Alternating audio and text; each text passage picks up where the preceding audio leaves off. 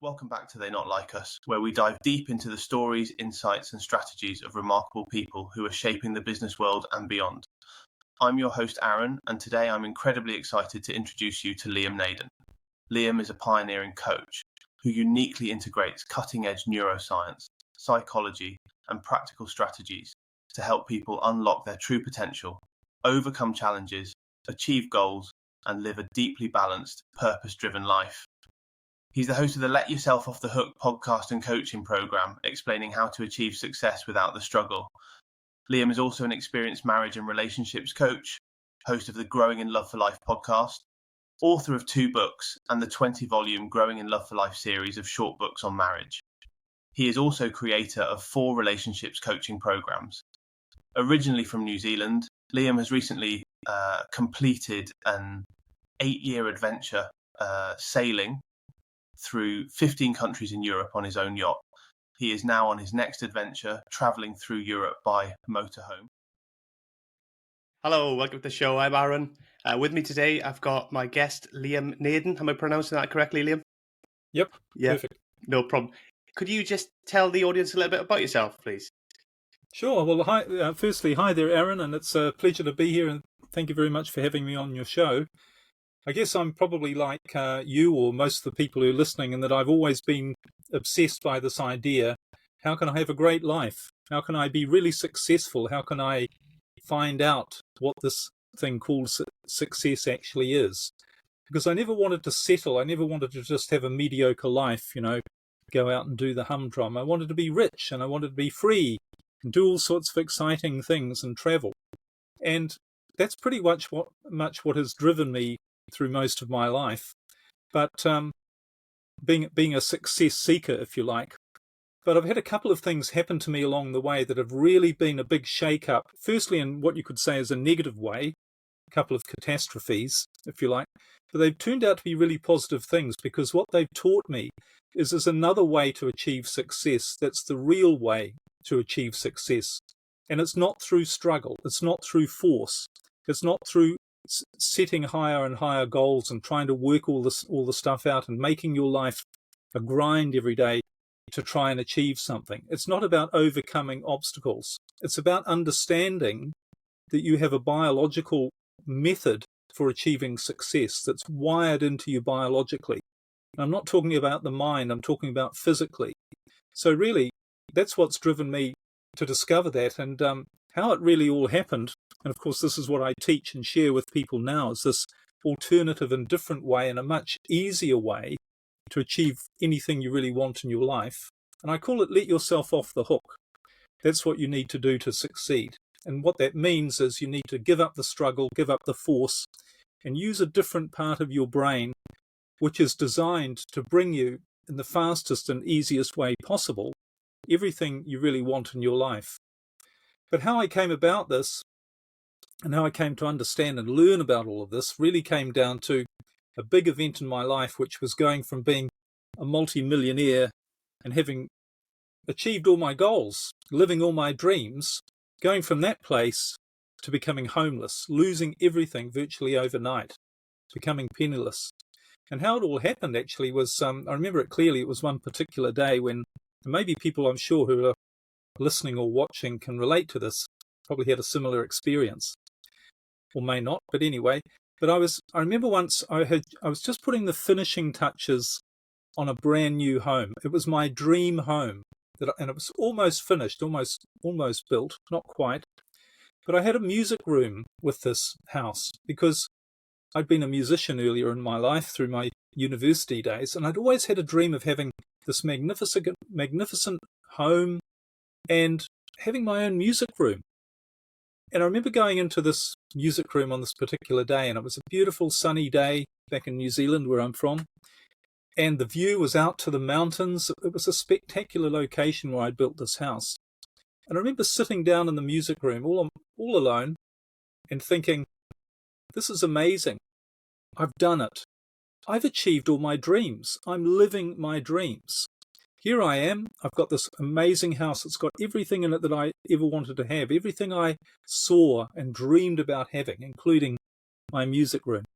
I've got several businesses that are giving me income. I'm a multi-millionaire.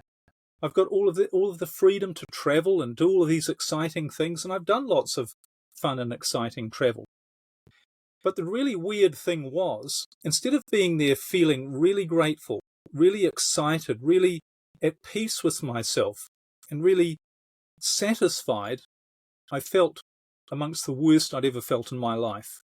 I felt absolutely stressed beyond. It felt like my life force was draining out of me. I felt so terrible. And I remember saying to myself, why am I not enjoying this? Why is it I've still got lots of stress and problems in my life? Is this really what it's all about? I mean, how do I get to the place where I want to get to, really? Which is to feel good inside, to feel successful, to be happy, not to have stress and problems. Surely this can't go on forever. But it's been going on. It felt like it had been going on forever. And I was really at this really low point because, as I said, it felt like all my energy was just literally being drained out of me. And I remember thinking or saying to myself, is this really worth it? Perhaps it would be better just to throw all of this away, get rid of everything and start all over again, because I'd rather lose everything than lose my soul, which is what it felt like. You know, the funny thing is they say you have to be careful what you think about, because it was literally within a few weeks. That's what happened. I lost everything. The house went, and the music room went, my businesses all collapsed, my marriage, everything I had just disappeared virtually overnight. And I ended up having to move back in with my elderly mother and sleep on the sofa in the living room of her small apartment. And this was like, I can't believe this has happened to me, you know. And when I said maybe I should lose everything, I didn't really understand, and I'm sure people don't unless they've been there, what losing everything really means, what it really feels like. Because it's not just losing, you know, all your possessions and all your money. I mean, I literally had the clothes on my back and a few other, you know, small items. But it's not just losing all of that, it's losing hope. It's losing a sense of the future. And it's losing a sense of who you are. It's like your whole identity is you thought you were this successful person and that you could control your life and you've done all these amazing things. But suddenly you're not that person anymore because you're helpless. You've got nothing. So it was really strange. And I kept having these two questions that kept coming up in my mind all of the time as I was lying on the on the sofa or on the couch, as we call it, of course. Shouldn't say sofa, that's more of an American phrase. But, you know, these two questions kept rocking around in my head. The first one was, why has this happened to me? You know, I have been a super achievement-driven person all my life. I've been studying everything to do with success. I could read all of the books on goal setting, achievement, motivation, changing your beliefs, changing your mindset, anything you could think of. I'd studied all of that. I'd been to seminars all around the world, done lots of courses, spirituality, mindset, you name it. So I thought, you know, I had my goals list, but this wasn't on my goals list, to lose everything. So why has this happened to me? Am I a bad person? I didn't think I was. I hadn't been dishonest, or not knowingly dishonest. I'd worked really hard for everything that I had, and I'd been successful. But I had no clue as to why it had happened to me. It certainly wasn't any of the books that I'd read or the courses that I studied that, you know, things are going to happen that are out of your control or what feels like it. And the second question was, so what do I do now? And because here I was with nothing. I didn't know anybody. All my businesses, all my connections, everything I had, all my resources had all gone. And I didn't know what to do. And that was the funny thing, because both of those questions, I came to realize what the answer was as to why it had happened to me and what to do now. You know what the answer to both those questions was? I don't know. I don't know why it's happened to me. I don't know what to do now. But what I didn't realize at the time is that when I actually accepted that I didn't know, I actually did something as a result of that I don't think I would have done in any other situation. Because, you know, when we've got some hope in our life, and people I'm sure can relate to this, when you can see some hope, then you're going to grab that opportunity. You know, if you're in a bad place and you see an opportunity, you're going to go for it. You're going to grab it, and you're going to really try and make something work, no matter how small it might be. But when you've got no hope, and when you've got no idea, and you don't know what to do, then you have to do something different. And this different thing was where all the magic lies. And what I did was I completely gave up. And I said to myself, that's it. I give up. I'm not going to try and find out what to do anymore. I'm not going to try and figure out the solution. I'm not going to see how I can get out of this situation. I'm not going to try. I'm not going to struggle. I'm not going to try and figure anything out or go and talk to anybody or learn anything new or trying to, go through my Rolodex of contacts to see if there's somebody who can help me. I don't have any energy left. I just give up. And the weird thing that happened after that, everything changed. And before very long, a business showed up in my life, a new business. And I've always been an entrepreneur, a business person. I've had 18 different businesses in my life. So a business just showed up. And I'll explain what I mean by it just showed up. But it wasn't through any of my hard effort, but this opportunity appeared. And then another business opportunity appeared. And then a new relationship showed up in my life, a really fulfilling, rewarding relationship, unlike most of the messy relationships I'd had before. And before I knew it, I was starting to do all of these amazing things. And it wasn't long before I started to travel, which has always been something I absolutely love. So my partner and I, we bought a brand new motorhome and we traveled all around New Zealand for 18 months. Then we took a one-way ticket to Europe and we spent 8 years living on boats, on our own yachts. In fact, I've just ordered my 4th yacht in less than 10 years, 4th new yacht. So all of these things were sort of happening. I was starting to live things in a completely different way. But there are a few big differences as to what was really going on, because when I said things were just showing up, that's exactly what it was. It wasn't me chasing after things. It was like, before I was chasing after success, always looking for opportunities, just felt like success was chasing after me. All of the things, they were like dominoes. Things just kept falling into place. And I remember thinking, actually, I remember another moment, if you like, and that was if anyone listening can imagine this, here you are on your own yacht in a beautiful bay in the Greek islands, and there's no other boats around, just you, and you wake up in the morning and the sun's shining and it's a beautiful day and you just get up and you feel great and you just fall off the back of the boat and have a morning swim, and you get out of the water and you've checked your email to see that you've got 2 businesses that are working for you really well, no problems, everything's going smoothly, and you're managing these businesses from your own boat in the middle of the Mediterranean and the Greek islands. And you can imagine the feeling, because that's what happened to me. It wasn't just that was happening, it was that feeling that I remember missing when I was so stressed, which was, I really am doing what I'm supposed to be doing. There is no stress and pressure in my life. I don't have any problems. I really feel like this is my life purpose. This is what I'm here to do. I feel, without sounding too woo, I feel connected to myself. This feels so amazing. And I said to myself, this is incredible, but I have a problem. My only problem. I need to know what I'm doing differently. Because whatever it is, I want to make sure I keep doing it, because this is actually working. And I didn't know what I was doing differently, because it was certainly none of the stuff I'd read about goals, setting goals and working hard and overcoming obstacles and, creating plans and learning as much as you can and reading books and going to courses and taking big risks. And, it was none of that. Because that's the thing, I wasn't doing any of that. I wasn't setting any goals. I wasn't looking for anything. I wasn't going after opportunities.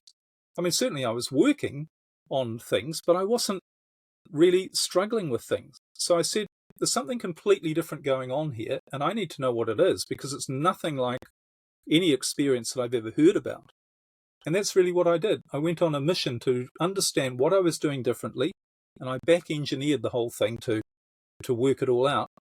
And that's the basis of what I share with people now through my coaching and teaching, is there's a different part of you that's really in control of your life, that knows how to give you everything you want.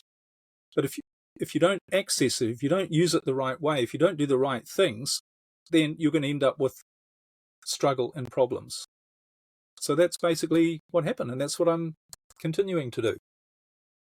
Yeah, you're preaching to the choir a little bit here, Liam, because I've had a similar journey where I'm not happy, or not now, but I've not been happy, and I'm not happy living that mediocre life. Some people are very happy living that kind of lifestyle, but for me, I've always wanted more. I've always tried to get more. I've always gone about it in the wrong way. I've always, trying to force things and try to do things that just don't come naturally to me, or that it's not me, if you know what I mean. It's not me as a person. And it's only recently really that things have kind of clicked for me and fall into place. Again, without knowing why or necessarily working to achieve that. It's just kind of happened through things that have gone on in my life. And now I'm just at the point where I don't care what people think of me. I'm just going to do my thing, and I do my own thing, and I'm much more comfortable in my own skin. And I kind of just follow my own path now. Like this podcast, for instance, I would have done this 10 years ago, 5 years ago even, probably wouldn't have done it, because I would have been too worried about what other people are thinking, and I'm too worried about getting something out of it because I'm trying to get somewhere, and rather than just relaxing and just enjoying it because I enjoy it. So yeah, I can really, really appreciate some of the stuff you're saying there. So your journey, at which point did you actually click into place? Which point did you actually say to yourself, I give up, or did it just kind of happen? You just gave up with that kind of stuff? Well, it was probably a combination of both. I mean, I think when we go through these things, sometimes when we look back on it, we try and analyze what we did. But when you're actually going through this, when your brain is so fried, if you like, through stress and pressure, it's difficult to know what you're actually doing. So, but what I didn't understand is the biological basis for all of this and why it works. Because, we talk about letting go and allowing and having faith and all of those things. But the problem with that is none of us actually do any of that consistently. And the reason we don't is because we think, well, yes, that's what I should do. But we don't understand how it actually works biologically. That it's not just an idea. It's not just something that's going to make you feel better. There's a biological basis to what all of this means. And in fact, spiritual traditions and science are starting to cross over completely and realize that they're both describing the same thing. But this is a biological thing because, when I said that I'd studied all of this stuff about how to be successful, the one area that I hadn't studied, or the one thing that I'd never heard anyone talk about, is the role of nature in your life. And that's really strange because when you think about it, nature rules everything. You can have all of this idea about how your life should be, and that you are, or you could be in control of your life, and that you should be in control of your life. But how about this? Try and stop breathing. Try and stop your heart beating. Try and stop all of the physical, biological processes that go on, the trillions of processes that go on in your body every second. You don't even know they're there, let alone try and have any control over them. And it's a little bit like, too, there are other laws of nature. It's just not about you, but nature rules everything. Imagine standing on top of a 10-story building and saying to yourself, I'm going to step off and fly into the air. And I'm convinced I will because I believe, but it doesn't matter how much you pray, how much you believe, how many techniques you use on changing your subconscious mind, being motivated, being determined, believing. It's not going to happen. You're going to go straight down. So that's the thing I had no one had ever talked to me about. Nature rules everything. And the funny thing is, nature, it also has rules for things like gravity and keeping your body alive, but it also has rules about survival, and more particularly about how we create success in our life. Because there's this concept called homeostasis that science talks about. And what homeostasis is, it means the optimum functioning of the organism, when a living thing is at its best. And that is the natural state of all living things. And the reason it's the natural state is that every living thing has one primary purpose. All of life is designed for one primary purpose, one thing above all else, and that is survival. Every living thing is wired and designed to survive. But what gives it the best chance of surviving, and for surviving the longest, is when it's what we call thriving. In other words, being in this state of homeostasis, being the best that it can be. Because when an organism is the best that it can be, it has the greatest chance for survival. So literally everything is wired and designed biologically to be the best that it can be. And for humans, we're biological. We're part of nature. We have exactly the same makeup. But if you were to say to most people, are you the best that you can be? They would say, well, no, I've got all these problems and I'm not happy and, I'm not being my best. I'm not thriving. Why is that? Why is it that all of nature is designed to make sure that everything is its best, but we as humans, we're not? Well, there can only be two things, or two reasons, and I'll mention what they are, but this really comes down to how we're wired, because you also have to ask, well, if everything is designed to be the best that it can be, including us, and remember, by being the best that we can be, that's not just physically, it's also mentally and emotionally. And because when you're your best mentally and emotionally, that's also what gives you the greatest chance for survival. When you think about it, when you're feeling great, that's when you're creative, you're resourceful, you're motivated, you're loving, you're giving, you do all of these things, you're inspired. So, of course, all of those things, they give you your greatest chance for survival. So we're naturally designed to live in the state, homeostasis, being the best that we can be so that we have the greatest chance for survival.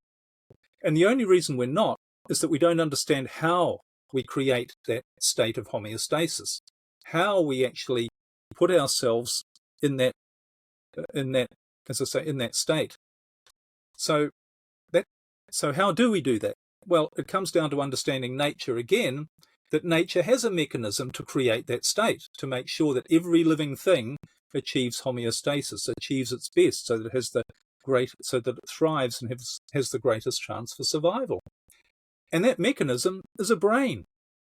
That's all the brain is. The brain is a machine, literally, that's designed with one purpose, and that is to make the organism the best that it can be so that it has the greatest chance for survival. Every other living species on the planet achieves homeostasis because they use their brain correctly. Humans, we don't achieve homeostasis. We don't achieve the state of being the best that we can be because virtually none of us are using our brain correctly. And we've been taught all of this stuff about the wrong way to use our brain. I mean, apart from anything else, I've never been taught that, there's a natural way to live. You're supposed to be the best that you can be, and that you have this machine that is designed to make sure that happens. Nobody ever told me that. So most of us don't even know that. We have been told that life's a struggle, that you have to try really hard. You have to figure out what you want. You have to know what your goals are and go after them. So we don't know about any of this stuff. But when you think about it, when you know that the brain is simply this machine designed to make you the best that you can be, then the only thing you need, the logical conclusion is if you're not using this machine the right way. You're not, because imagine driving a motor car and you didn't know how to drive it. Someone told you that you've never seen a car before, and they said, well, that's a machine, and all it does is it takes you anywhere you want to go. And it's easy, it's enjoyable, it's not a struggle. That's what it's designed to do. So you have a look at the car and you think, well, I don't know how to drive it. Maybe what I should do is stand behind it and push, because it's got wheels. Maybe that's the way to do it. So you get behind and you put all this energy in and you try and push it along. What happens? It doesn't work. You don't get anywhere. It's all a struggle. And other people come to you and say, well, the reason is you're not trying hard enough. You're not strong enough. You need to be more determined. Build up your muscles. Your shoes aren't the right shoes. You need better shoes to have more grip on the road when you're pushing. But if someone came along to you and said, look, that's not the way the machine actually works. The only difference is you need to learn how to drive it. And when you do learn how to drive it, it's not a struggle. The machine does the work. Your job is to enjoy the ride. And it's exactly the same with the brain. And I've come up with a 4-part brain model, which in simple terms explains how your brain actually works and how your brain is designed to ensure that all of the best things in your life happen to you, that you end up like I did, not with stress and problems, but doing all of these things that are what is best for you, that makes you the happiest and best that you can be, so that you thrive and have the greatest chance to survive, which is your biological purpose.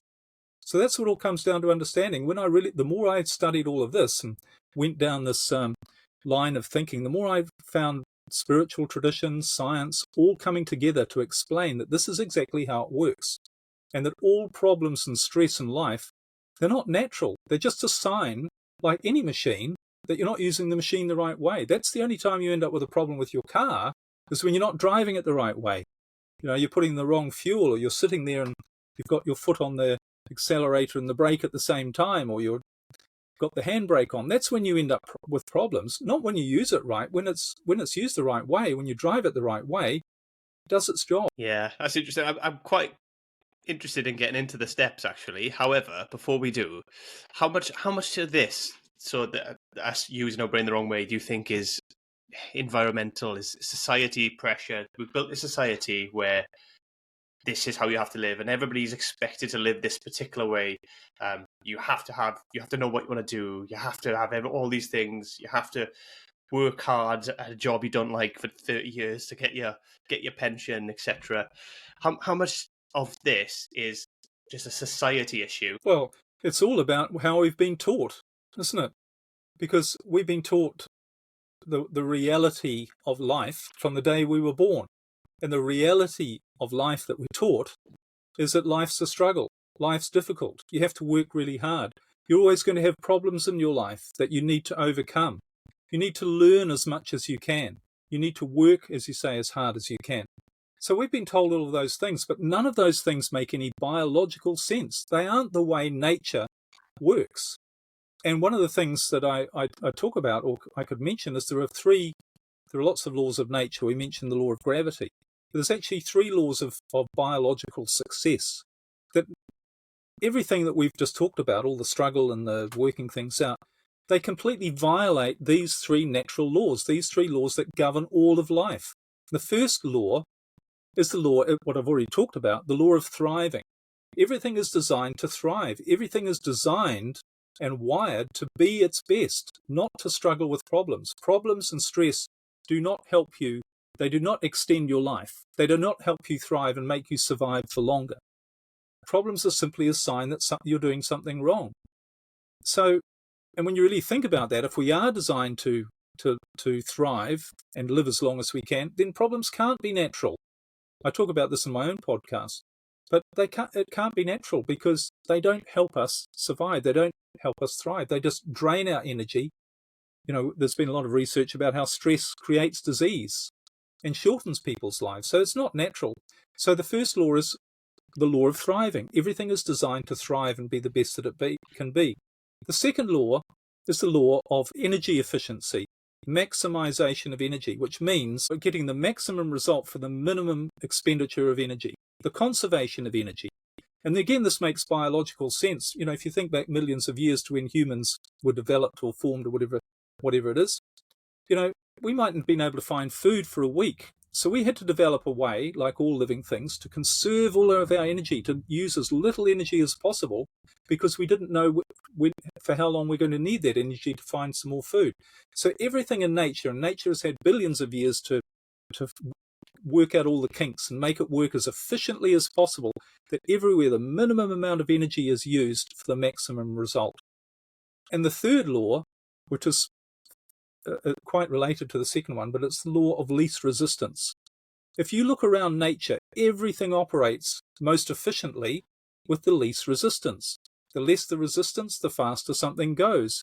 You look at water going down a stream or a river. It goes around things. It takes the path of least resistance. Ride into the wind on your bike. It's going to be a lot more difficult than if you go with the wind. Everything is designed to go with the path of least resistance.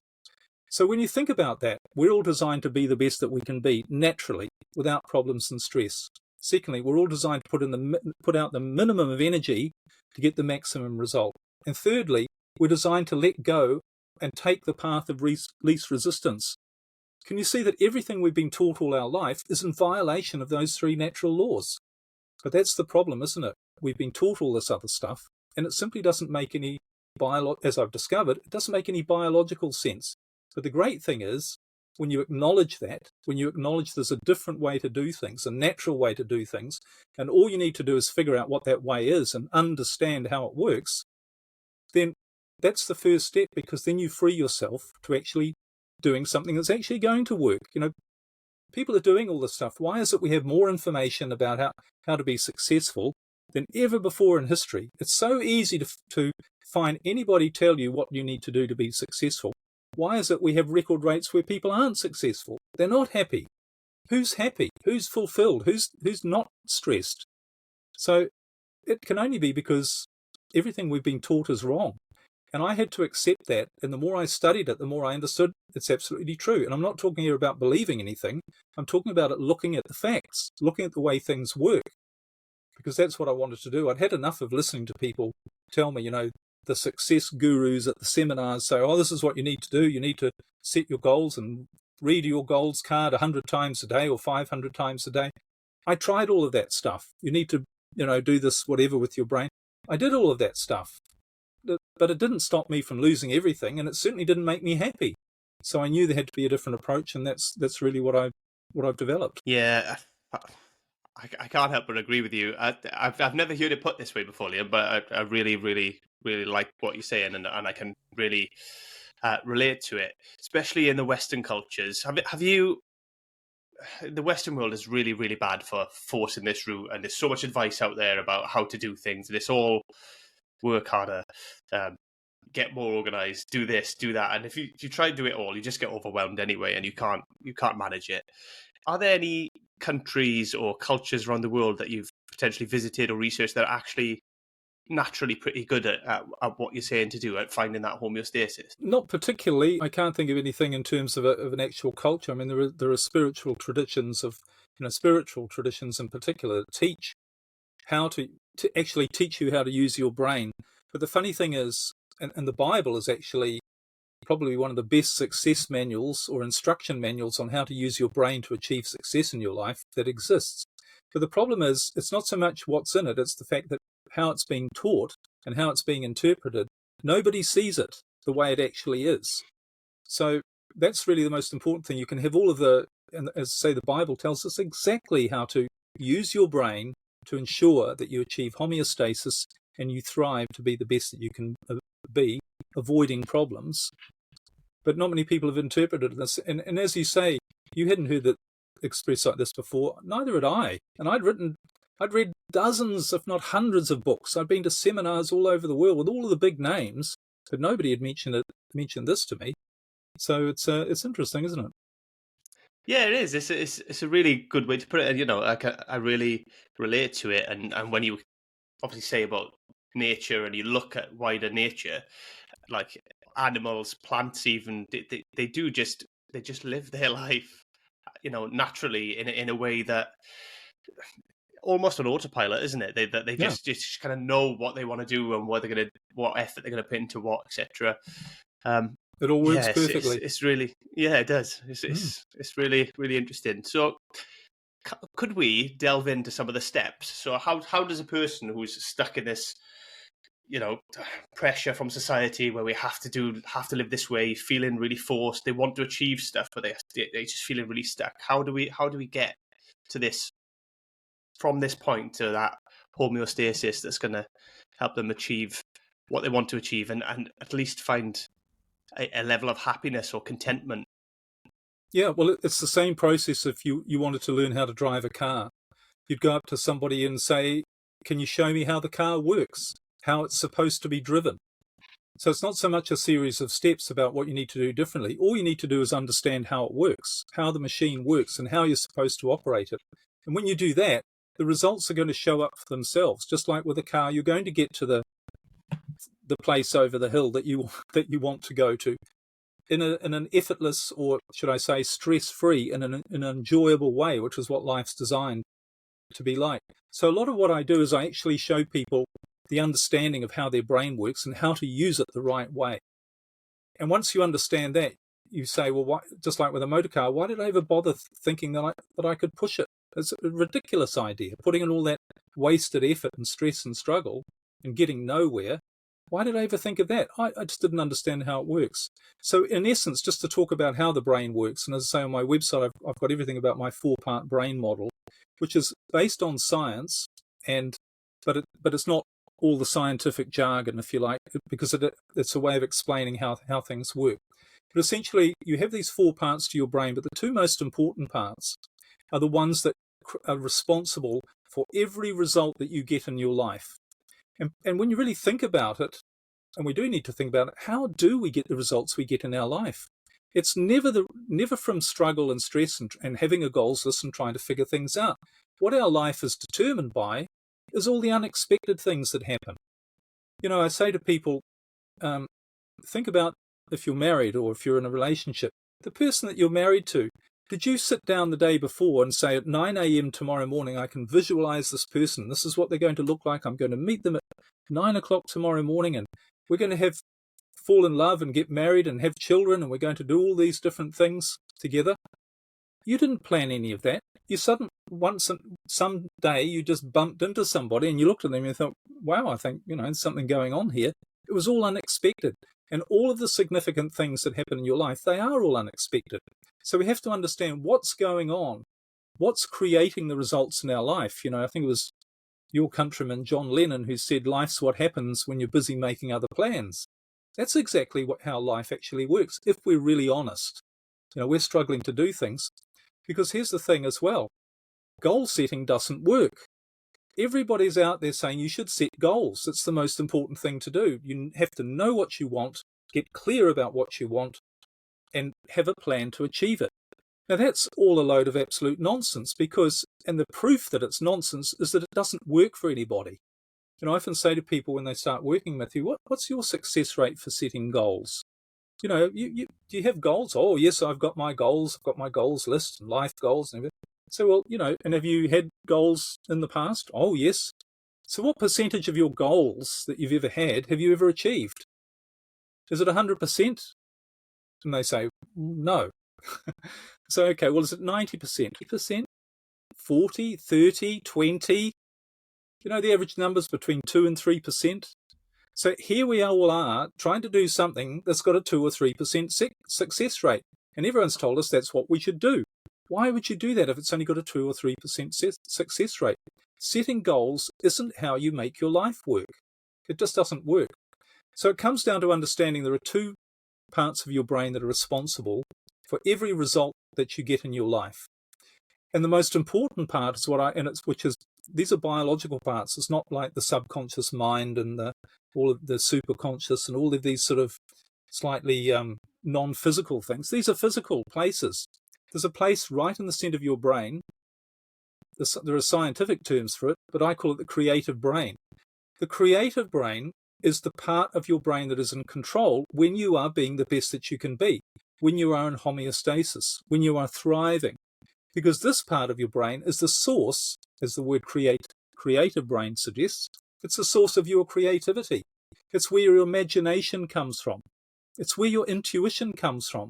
It's when you get those gut feelings and those little voices and say, I think I should do that, or I shouldn't do that. Oftentimes we ignore it, but it's the right thing because when you follow it, it always ends up being the right thing. This is all coming from this particular very, very central part of your brain called your creative brain. It's where your higher awareness comes from. It's where you see opportunities. Have we ever had that experience where, I'm sure everyone has, where you're working on a problem and you've got this problem and you don't know the answer, you don't know how to fix it. It might be in your relationship or you're doing something wrong or in your business or you don't know what to do in some area and you're really struggling and you go on YouTube and, ask people and get some advice and you can't figure it out. Then all of a sudden you're doing something else and suddenly out of the blue you get this insight, this aha moment we call it, which says, that's what I should do. That's the answer to the problem. And we say to ourselves, why didn't I think about that before? Well, there's a reason why you didn't think about it before, but the important thing, and we can talk about that, but what's happening is this is coming from a different part of your brain. It's not coming from your thinking part of your brain, your thoughts, your, plans and analysis. It's a different part. It's that aha moment. So this is all your creative brain.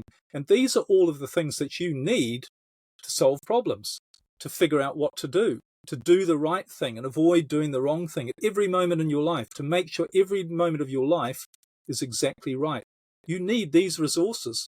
And that's why your creative brain exists, is to manage your life to ensure all of that happens. However, that part of the brain can be blocked from operating. And there's only one way it can be blocked from operating, and that is when you activate usually by accident. You don't want to, but you do. You activate another part of your brain which has a completely different purpose. It's not designed to keep you thriving in your best state, being aware, being intuitive, having motivation and inspiration, where everything, we've had these moments before, everyone, where everything seems to be working really well and you're going, wow, this is all great. That's the way we're supposed to be all the time, but most of us only experience it very rarely. So this is the creative brain, but what gets in the way is another part of the brain, which I call the survival brain. And the survival brain has one specific function, but it's very different. It's not designed to keep you in homeostasis. It's designed to protect you from a threat to your survival. So the way we're naturally designed is we're supposed to live in this wonderful state of homeostasis, being the best that we can be, thriving like all of the rest of nature is, except for something comes out of nowhere and is a threat to our survival. So when you think about when the brain was formed, when we were formed millions of years ago, it was a physically dangerous place. We could be walking through the forest and there are lions behind every rock wanting to eat us, or snakes in the grass. So we need to develop a weapon or a mechanism to protect ourselves from that, to protect ourselves from the danger. So what actually happens is when you activate this survival part of your brain, when your brain recognizes, which happens in another part of your brain, but when your brain recognizes there's a threat to your survival, it says, right, shut down the creative brain. We don't need any of that. What we need to do is activate this weapon, sometimes called the fight-flight mechanism. We need to activate this to deal with this problem, to get rid of it, not through thinking, but reacting as quickly as possible, get rid of the danger so we can go back to thriving, being in homeostasis. And we can only do 4 things in this particular state. There are only 4 possible responses you can have to a threat to your survival. And that's all that this part of your brain, the part I call your survival brain, that's all it's capable of doing. It doesn't need to do anything else to protect you. The first thing it can do is it can run away. It can get you to run away. That's the flight part.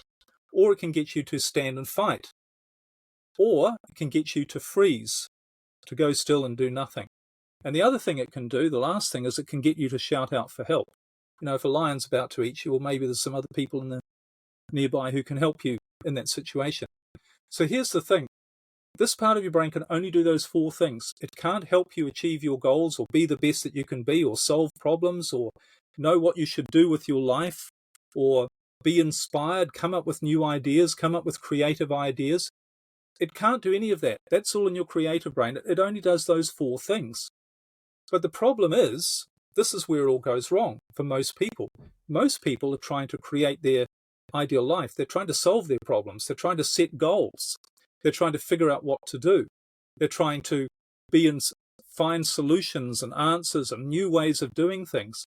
They're trying to do all of those things using this other part of their brain, which it's not supposed to do that. It can't do that. So and we see this in people all the time, don't we? What are people doing? They're saying, I don't know what to do. I'm so confused.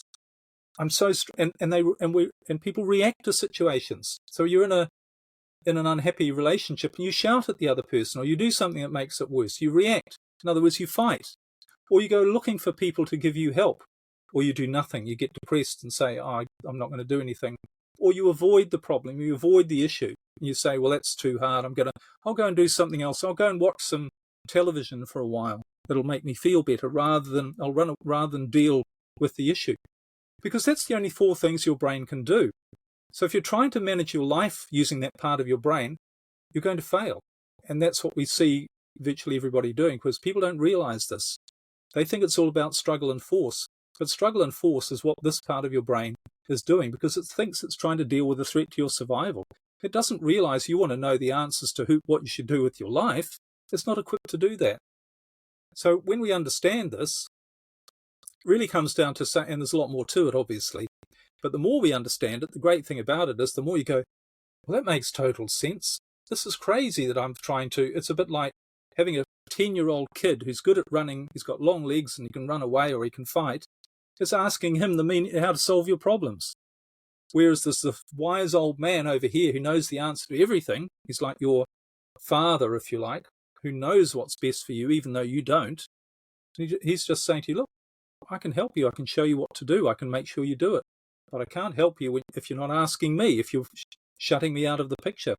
So all we need to do is say, right, how can I learn not to activate this part of my brain so that I activate the creative part of my brain? Allow that to do the job. And you know what the activator is? It's fear. Fear, worry, stress, anxiety, frustration, anger, all of those things are actually based on subconscious fear. But the way the brain is designed is it's when your brain sees a threat to your survival, it activates fear in the form of an emotion. It does it through chemicals so that you instantly activate your survival brain and go into this reactive state and do one of those 4 things. So when you feel fear, stress, worry, anxiety, what you need to understand is on a biological level, you have activated this other part of your brain. So the only thing you need to do, and people say you can't do this, but you can, and I've got lots of ways to show people to prove that it can, because I did it for myself. You've got to eliminate fear from your life. That's all you need to do. You need to realize fear is the enemy and eliminate it from your life. And when you do that, your creative brain does everything it needs for you to have all these miracles show up, all these coincidences. You do all these great things. Sometimes you don't even know why you're doing it, but it's always the right thing. And if you want proof of this, spiritual proof, because I thought, now this is interesting, fear. Fear is the enemy. Where have I heard that before?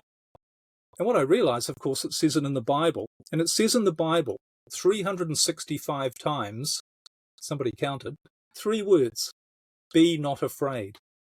Be not afraid. Those 3 words in that order. Now, it's not saying try not to worry so much. I mean, it says that as well, but it's not saying, it'd be a good idea, don't try not to be as afraid.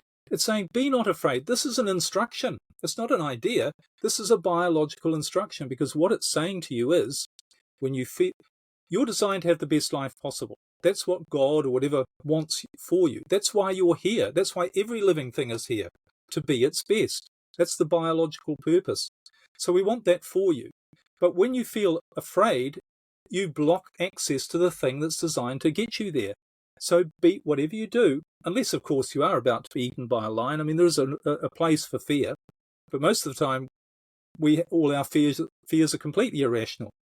So our mission, as it says in the Bible, is you make sure, all you need to do is to ensure that you don't activate that part of your brain and allow me, if you want to call it infinite intelligence, natural intelligence, God, the universe, whatever it is, the way all of nature is put together, you just focus on eliminating fear. Stop triggering that part of your brain that's caused by fear, and everything will work out perfectly for you. That's what it's designed to do. So that becomes the only mission in life. Get rid of your fear. It's not as difficult as it sounds. No, it makes a lot of sense. It's totally logical, isn't it? I mean, again, I'm not talking about anything here that's some fanciful idea. This is all provable scientific stuff, So, yeah. I mean, I'm terrible for procrastinating, which is when you say, about fear, fight or flight, it's a form of flight, really, isn't it? Procrastination. I'm avoiding things that I don't want to do because it's hard, because either it scares me or causes me stress or anxiety. It's a fear of making a mistake. Yeah. It's a fear of making a mistake, isn't it? But if you knew that everything you did was going to be perfect, you wouldn't worry about not doing things. You wouldn't even think about it. You would just do whatever showed up. I think in the context of society, I think it's probably not even that it's perfect. It's just how things are judged, I think might be part of the fear.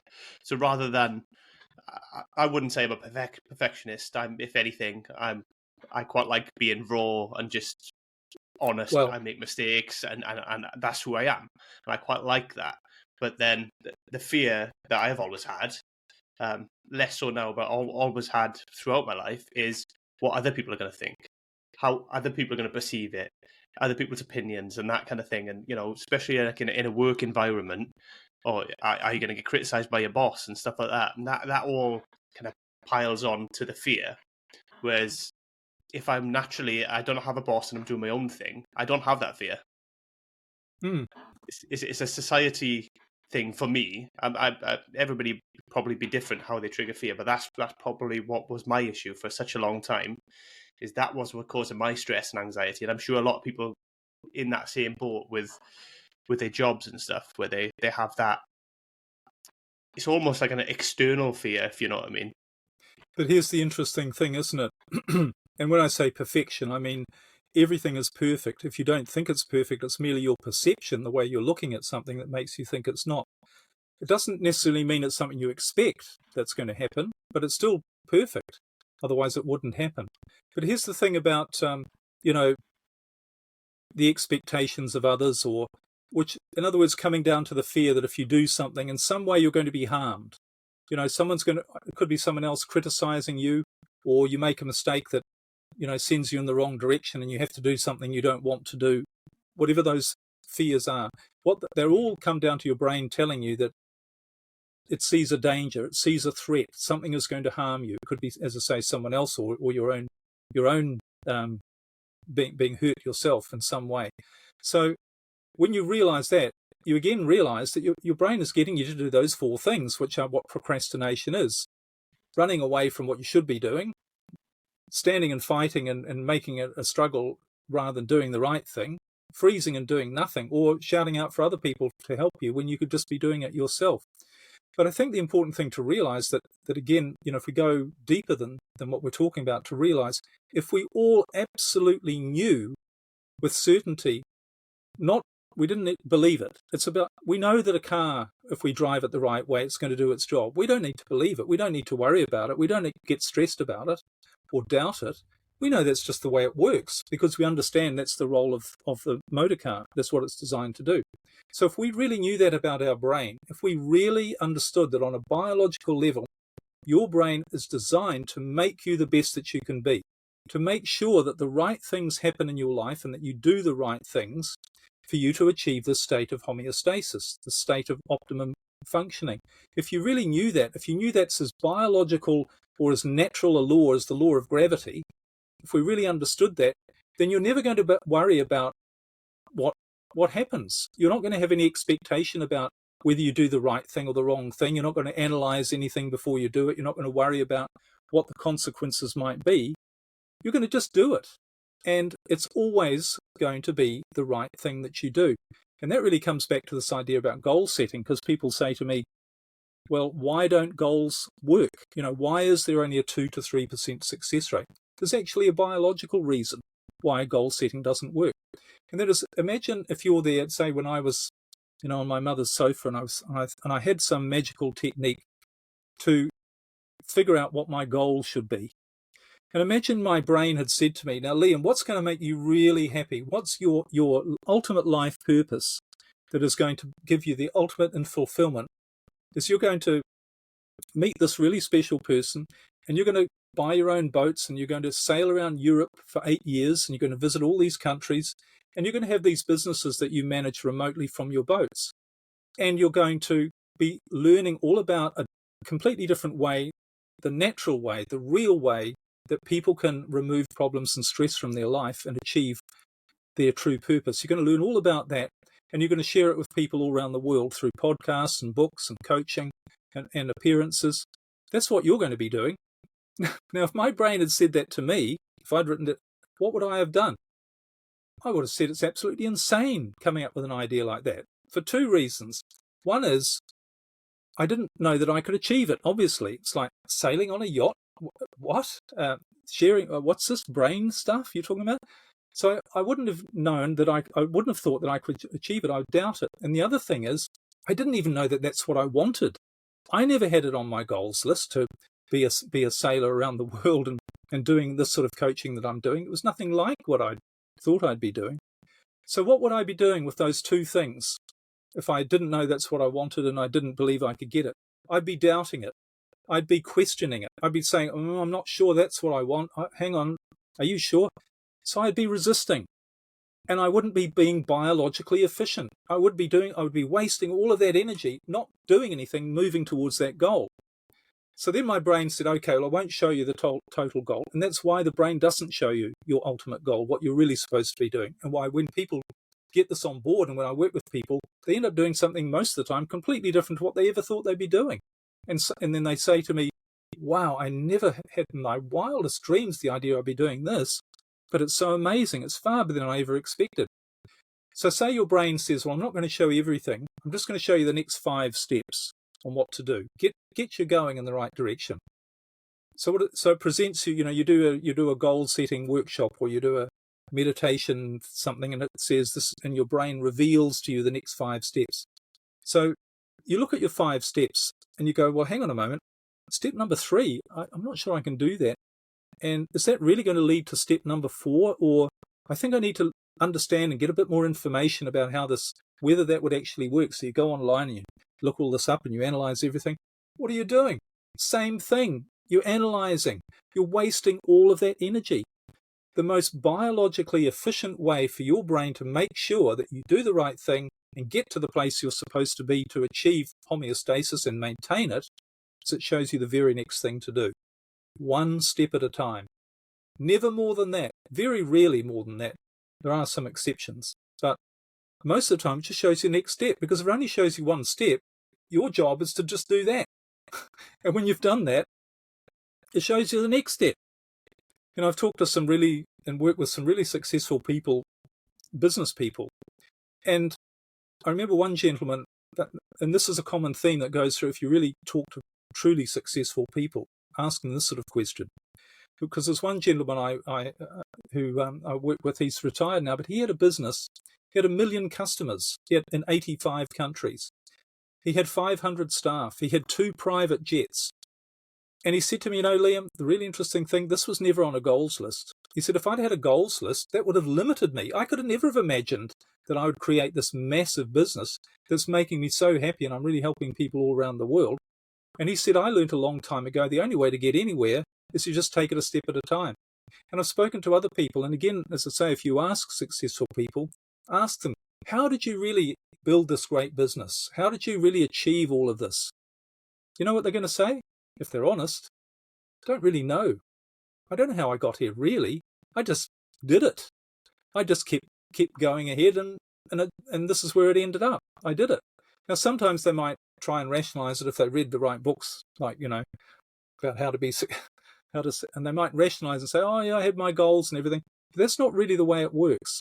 So the only way, and which is the only natural way, and the way to ensure that you achieve the best of who you are and achieve which is unique to you. It's not about, comparing yourself to others, is to allow your creative brain to do the job for you. That's what it's designed to do. And that's what letting go, allowing, trusting, being not afraid, having true faith, that's what it really is. This is a biological thing. And we see this in the rest of nature.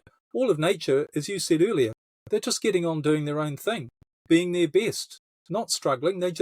It's all like clockwork. It fits in with this intelligence of the way everything works together, and it's all unfolding in the best possible way. They're not overthinking things and getting in their own way and, procrastinating, as you say, that they just do it.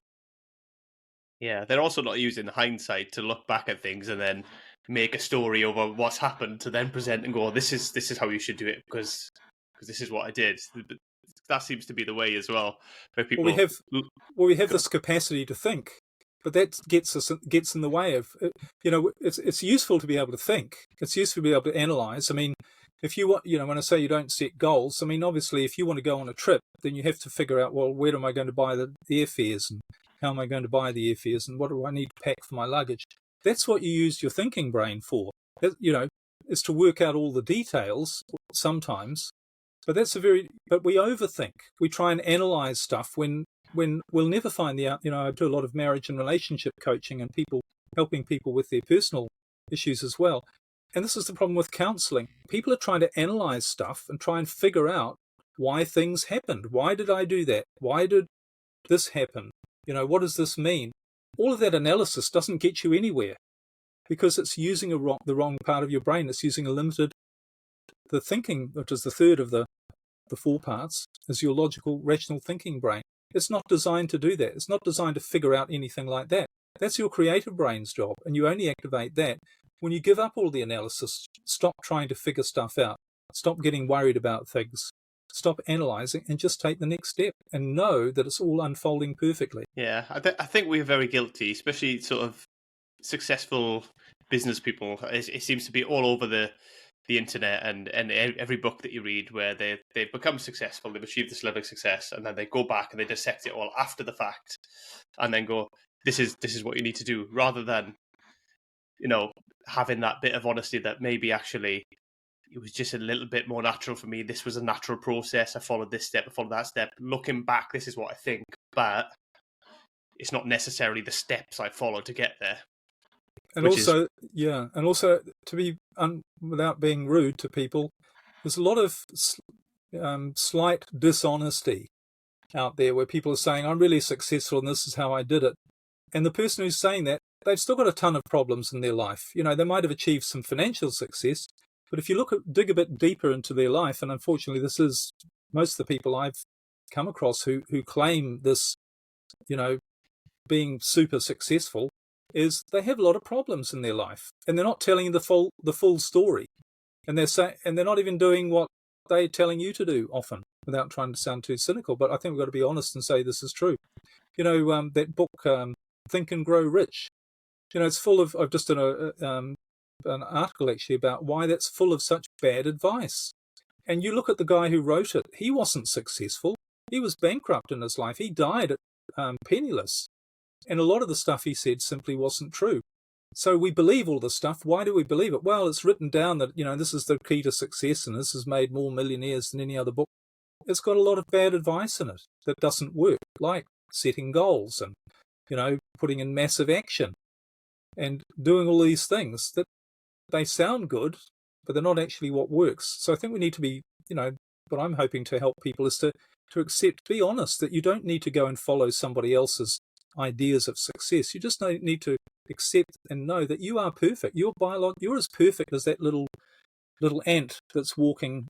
You know, why has that ant got that perfect life walking along the path there? It's not stressed, it's not worried, it's exactly in the right place, doing exactly the right thing. And yet here you are, you're all stressed and worried. You have the same perfection within you, biological, natural perfection, natural design of that ant. And all you need to do is to use it in the right way, which means questioning and giving up a lot of these completely unnatural ideas that we've been given from the day we were born. Yeah, I think it's evident from the amount of successful people that are out there that have all done it different ways. It's evident that there's not a cookie cutter way to be successful and to find that success, and everybody has to find their own path, really, and like I say, find their homeostasis. Well, your brain will find it for you. That's the thing. If you let it. That's what happened to me, you know. I remember I was when I was homeless and penniless, and I had this idea of, and I'd been a multi-millionaire, so it was like, you know, I thought I knew a bit and thought I had a certain status in the world, if you like. And there was somebody I knew who had a retail shop, and I thought, well, I could go and do some work in his back office. Well, you know, it's a big come down for me to go and work in the back office for a few dollars an hour compared to what I'd been used to. But I just felt, well, I can't think of anything else to do. It just seems like an opportunity. And so here I was working in the back office, and it was pretty hot out the back there. And once I remember one morning, after a couple of hours, I went out into the store to get some fresh air. And there was a man standing at the counter who I recognized, or more importantly, he recognized me. And I hadn't seen him for 20 odd years. He said, "Hey, Liam, what are you doing? Why are you here?" Well, I said, "Good question. I'm not doing a lot." And he said, "Hey, did you know, well, you don't know, but just along from where I have my business, there's an opportunity to open a business. It would be perfect for you. It's right up your alley with your skills." He knew, because he knew me from my previous business that I'd had 20 odd years earlier. So I thought, well, that's great, but I don't have any money. I didn't say that to him at the time, but I didn't have any money. I was, you know, facing bankruptcy. But it all happened. Everything slotted into place. Someone came along and gave me some money. Someone else helped me with something else. The person who owned the building helped me out with the rent. And before I knew it, I had this business. So it was like, if I'd relied on me working it all out, I would have said it's impossible. I couldn't do it. I couldn't open a business because I don't have the money and the resources. But they showed up. And that's what we need to tap into. There's a part of our brain that will always make sure. And your path is going to be unique because you are unique. And that's why copying others is always a bad idea as well. You can learn from others, but copying them and thinking, well, that's the path to success, so I'll do the same things and I'll be successful. Your brain knows what's right for you. It knows what your goals should be. It knows what you should be doing with your life.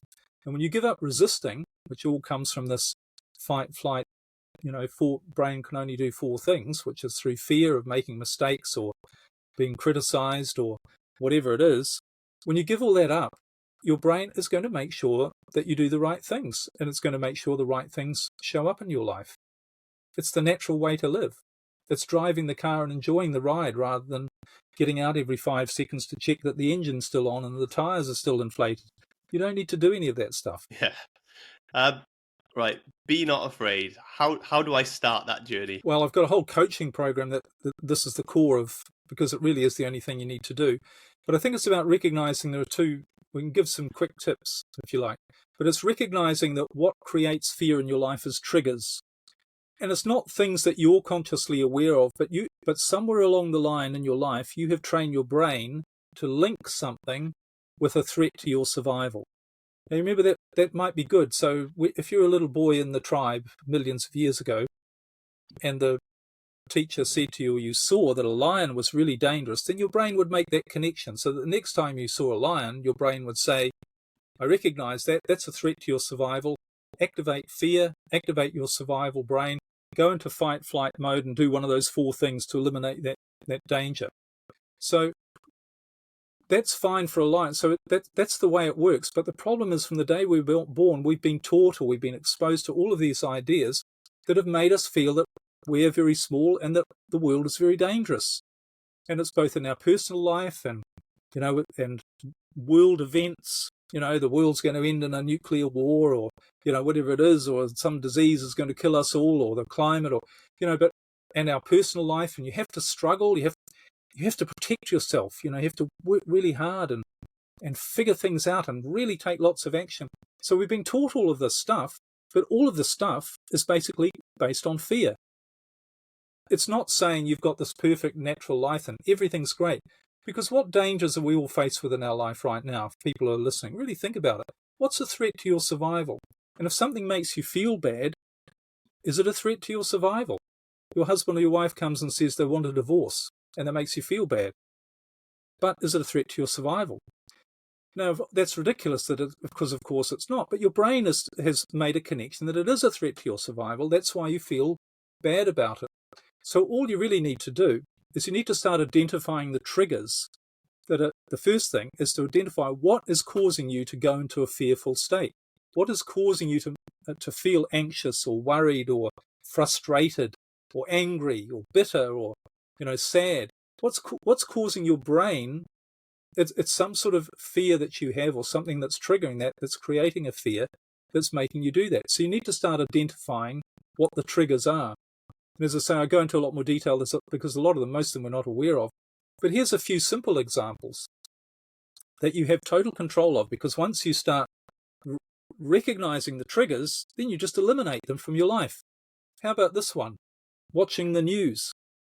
How does that make you feel, someone listening or watching? Do you feel good when you watch the news, or does it make you feel stressed, frustrated, worried, anxious, about what's going to happen with, some war or something? So why not just switch off the news? You can do that. You've eliminated a trigger. And sometimes people say, well, no, you've got to stay informed. You've got to know what's going on in the world. Well, really? I mean, for a start, do you know if it's true anyway, or is it just someone telling you something? Or, every disaster that was supposed to happen, they've never happened, have they? We've always had some catastrophe that's about to befall the human race. So you don't even know if it's true or not. But here's the thing, you can switch it off. And if you don't think you can, look at it this way. I come along to you with a glass of liquid and I say, I want you to drink this. And you say, well, what is it? And I say, it's hydrochloric acid. Have a sip. And you go, no, what are you talking about? No way I'm going to drink that. And I say, why not? And you say, it's going to hurt me. It's going to damage me physically. And I say, no, don't be silly. There's some talk that perhaps it could damage you, but if you really believe, if you really know it, and if you pray, it won't damage you. You'll be absolutely fine. And of course, you're going to say, I don't know what planet you're on, but I understand. It doesn't matter what you say. I understand it's going to hurt me if I drink it. It doesn't matter you can't, convince me with any of that mumbo jumbo stuff about beliefs. I know it's going to hurt me. So then I try another angle and I say, you have to drink this. If you don't, you're going to lose everything you own. I'm going to make sure all of your family, all of your friends, everything is going to be taken away from you. No one will ever talk to you again. You'll be totally ridiculed by every other person. They'll laugh at you on the street. Every single person is going to laugh at you on the street and throw you out, and you're going to end up living under a bridge. What are you going to say? You're going to say, look, I'm still not going to drink it. It doesn't matter the justification. It doesn't matter what you throw at me. I know that on a biological level, if I drink that, I'm finished. It doesn't matter what it is. So that's what we need to understand when it comes to fear. It doesn't matter the justification. When you feel fear, when your brain triggers fear in you, you activate this part of your brain and you shut down the creative brain, and you shut down your ability or the possibility of you being the best that you can be. So then what are you going to do about the news? Are you going to say, well, I need to know what's going on? Are you going to say, that's the hydrochloric acid, I've got to switch it off because if it makes me feel bad? What about a conversation you're having with somebody who doesn't make you feel good? You start to talk about something and you get a little bit anxious or worried, or, it's not a good conversation. You're going to carry it on? No, you're going to eliminate that trigger. Now, there are simple ones. Some of the bigger ones are, what about a relationship you're in that doesn't make you feel good, that makes you feel stressed and frustrated? What are you going to do about that? Most people try and fix it. And I've done a lot of relationship and marriage counseling, and a lot of the time people come to me and they've been having marriage problems for years, and they've never accepted the fact that they're not in the right relationship. They're not in the right marriage. The only thing that's keeping them there is fear. They're worried about, if I don't fix this marriage, or if I don't stay in this marriage, I'll be all alone, and people, I'll think I'm a failure, and I'll lose all my money, and I'll never find anyone else to love me again, and my children will be harmed, and all those things. So it's fear that keeps them stuck. But if you really knew that whatever situation you're in, if that's a trigger for your fear, that's going to keep you stuck, and it's the wrong place for you to be, then you are going to do whatever you can to eliminate it. Same with a job or even a business. I've worked with people in business, and when they start to identify, they're really struggling with their business, and sometimes, or usually, one part of it's going well and other parts are not going well. And of course, what happens is we always focus on the parts that aren't going well and try and fix them. But when people realize this, they realize, well, the best thing I can do, that part of my business is causing me all this stress. That's triggering the wrong part of my brain. The solution is to get rid of that part of my business. Maybe get rid of all of my business.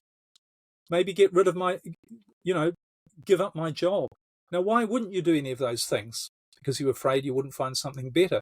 But if you knew that by getting rid of all of the stress, the problems, the triggers, your creative brain could finally come to life and bring you the right opportunities, bring you the right things to do, the right relationships. If you knew that's the way it worked biologically, then you'd look at it a bit differently, wouldn't you? You'd say, well, yeah, it might be a tough decision.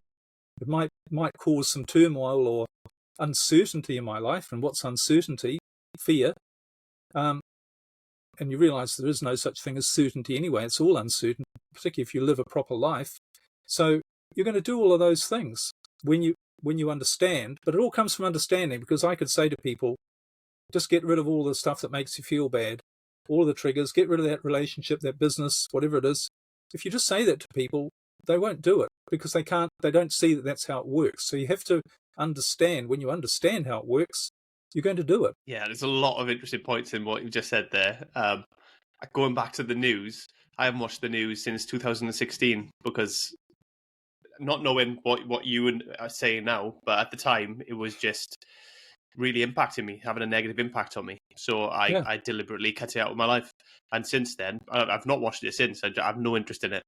And I still know what's going on in the world somehow, because people talk about it and things come out. But it's just not sold to me. If you need to know something, you'll find out about it. Yeah, exactly. And it's just not sold to me in that doom and gloom way, which really impacted me and made me, really had a negative impact on me. Yeah. So that's a big one. I can really relate to that.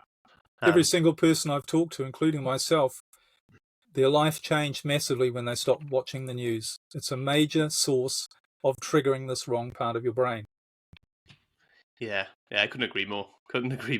And stuff with jobs and stuff like that as well. I've definitely, been stuck in jobs that have been made me miserable. And again, it's been the fear that's kept you there, the fear that, I won't get another salary, I won't be able to pay the bills, I won't be able to do this, that, or the other. And you get really stuck in that place that's no good for you, really, and, drag. Yeah. I mean, it says in the Bible, do not worry about what you shall eat, drink, or wear. All of it will be provided for you. Think of I can't remember quite the words, but think of all the birds and the animals in nature. It's provided for them. How much better are you? Don't you think it's going to be provided for you? Now, it doesn't say, worry about what you should eat, drink, and wear. Work out what you think you need and set out a plan to try and achieve it and work hard to get it. It said it's going to be provided for you. That's what it literally says. And when you use your creative brain, that's what your creative brain is there for, because yes, you need to play your part. You need to take the opportunities and do the right things, but you're only going to do those things when your creative brain shows you what the right things are to do and inspires you to do it. Because remember, your creative brain isn't just about ideas, it's about feelings, it's about motivation. It literally gets you to do these things, do the right thing. And there's been all sorts of people throughout history who've described the state of something bigger than themselves that is happening in their life, that is making things turn out right. It's coincidences, it's synchronicities, but it's more than that. It's like an energy that takes over them. It's like athletes talk about being in the flow, being in the zone. We're in this almost effortless state, and they're achieving it at a much higher level than they could do if they were really struggling or if they were really trying hard. It's like their muscles have got some intelligence to them, if you like. So it's been described in all sorts of different ways. And that's what you tap into. It's not, you don't need to just think, well, I don't know what to do, and therefore bad things are going to happen. That's the fear-based thing again. Instead, think, I don't know what to do. I wonder what's going to happen. I wonder what great things are in store for me. Imagine waking up every morning, which I recommend you do, and you will do when you start practicing and moving from the old bad habit of triggering the wrong part of your brain to triggering the right part of your brain, which requires different habits to do this, obviously. Once you start doing that, then you wake up in the morning and go, I wonder what miracles are going to happen today. I wonder what's really exciting things and unexpected things are in store for me. I'm really excited to see how my life unfolds. And that's the way we're supposed to live. We're supposed to live like this as an adventure that unfolds moment to moment in a creative way, always moving us to this state of thriving. Yeah, that's crucial as well, because we only really have the moment that we're living in. The Totally. past is gone. The future's not here yet, and we don't know what it's going to hold, no matter how well we plan or whatever goals we set. So yeah, we only have the moment that we live in, don't we? It's the only reality that exists. Even your thoughts about the past and the present, you experience those in the present moment. So the past and the future, rather. It all happens in the present moment. And yet this is the one place we're not here for. And it's a bit like, sometimes I say, imagine someone's got a really important message to deliver to you, and they're going to deliver it to your home, but you don't know when it's going to be. But it's the most vital message you will ever receive in your life, and they're going to knock on your door and open the door and give you the message. Now, you're going to make sure you stick in that house and pay attention to when the door knock comes. You're not going to move from that house. You're not going to move from that moment. But if you're off somewhere else, you're not going to be able to get the message on what the most important thing is. So this is what we do with our minds. Our creative brain is probably trying to tell us what we should do in this moment, but we're off somewhere else. We're not there to listen. We're thinking about the future or thinking about the past or analyzing both of those things. The only place you're going to get these messages and the only place you're going to create in your natural way is in this present moment, as you say. Yeah, I love that. I couldn't agree more. If for people who want to find out a bit more about you, Liam, or maybe get in touch with you, what's the best way for them to do that? Well, actually, I've just created a free mini course. It's an audio mini course. It's quite short, but it's called How to Unlock Your Rapid Solution Brain. Because everyone's dealing with a problem, and all they need to do to get this course is you can either go to my website, which is liamnaden.com, or you can actually, if people are on their phones, just pull out your email and send a quick email to course, COURSE, at liamnaden.com, and you'll get instant free access. But what actually is in this course is a way to access your creative brain to pretty well find the solution to any problem you're dealing with. And I had a person the other day who contacted me, and he said this course saved him $10,000 because he was trying to figure out the answer on what to do with a particular financial problem.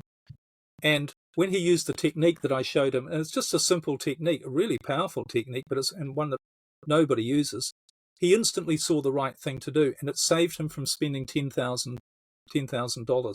So this is a really powerful course, and it's not some woo-woo thing. This is about working with your biology. So if people want access to that course, they can either go to my website, liamnaden.com, or the quickest thing, and you know what people are like, they say, yes, I'll do that. Do it now. Pull out your phone if you're listening on your phone, stop what you're doing, and flick an email to course@liamnaden.com, because your life is going to change by actually listening to this short audio. So that's the way to get hold of me. I'll link that in the show notes anyway, and I would like to come back to the point you say, do it now. It comes back to that, we only have this moment, so make the most of it, and, And it's start not that a big journey thing. now. It's not a big thing to do, is it? No. Somebody said the problem in life is not knowing what to do.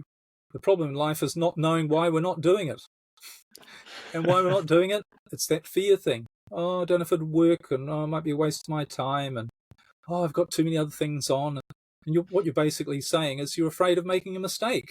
But, if you're listening to this, if you're here right now, and I know that that's why I'm here right now, it's where I'm supposed to be. If you're listening, it's where you're supposed to be, or watching.